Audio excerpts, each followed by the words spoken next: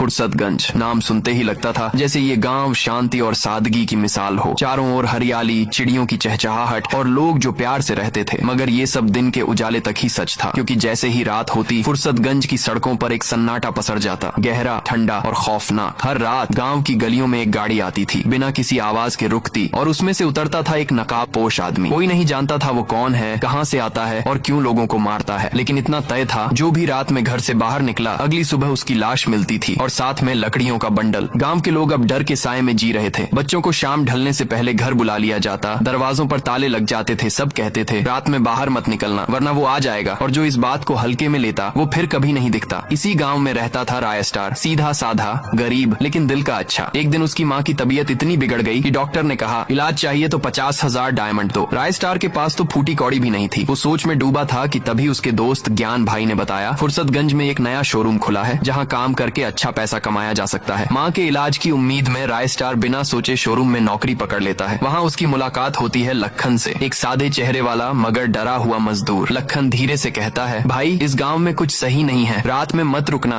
बहुत बुरा होगा। राय स्टार तो डर गया, लेकिन मजबूरी थी। माँ की हालत सोचकर वो काम करता रहा। शाम होते ही शोरूम के सारे मजदूर अपना काम छोड़ जल्दी जल्दी भाग जाते। लखन भी रोज राय स्टार को गाड़ी से घर छोड़ने लगा। हर रात वही गाड़ी आती, वही नकाबपोश आत्मा और एक नई लाश। गांव अब कब्रिस्तान बन चुका था। एक सुबह राय स्टार और लखन काम पर जा रहे थे तो देखा भीड़ जमा है। राय स्टार दौड़कर पहुंचा और जो देखा उसकी रूह कांप गई। एक आदमी की कटी हुई लाश, खून से लथपथ जमीन। राय स्टार फुसफुसाया ये किसने किया? लखन कांपते हुए बोला शायद वही था। एक दिन राय स्टार कहता है भाई आज मैं थोड़ा लेट आऊंगा। लखन डरते हुए बोलता है जो भी कर पर रात से पहले लौट आना। लेकिन उस दिन राय स्टार लेट हो गया। जब वो पैदल घर लौट रहा था तो अंधेरे रास्ते पर कुछ अजीब सी आवाजें गूंजने लगीं और फिर सामने से वही गाड़ी आती दिखाई दी। राय स्टार छुपने ही वाला था कि उसमें से नकाबपोश आत्मा उतरा और पास के घर का दरवाजा खटखटाया। एक आदमी बाहर आया और अगले ही उसको मार दिया। राय स्टार पीछे मुड़ा और भागने लगा, लेकिन तभी उसे किसी ने पीछे से जोर का झटका दिया। उसकी आंखें बंद हो गईं, वो बेहोश हो गया। अगली सुबह गांव में फिर एक लाश मिली, वही लकड़ियों का बंडल। लोग कांप रहे थे। लखन राय स्टार को ढूंढता है और उसे एक सुनसान रास्ते पर बेहोश पड़ा पाता है। घर ले जाकर पूछता है क्या हुआ भाई? राय स्टार थरथराते हुए कहता है मैंने उसे अपनी आंखों से देखा, उसने फिर किसी को मार दिया और फिर मैं। लखन गहरी सांस लेता है और डरते हुए कहता है जो भी उसे देखता है वो ज्यादा दिन जिंदा नहीं रहता। अब अगला नंबर शायद तेरा है। अब सवाल ये है क्या राय स्टार भी उस आत्मा का शिकार बनेगा या नहीं? पार्ट 2 के लिए कमेंट करो नकाबपोश आत्मा।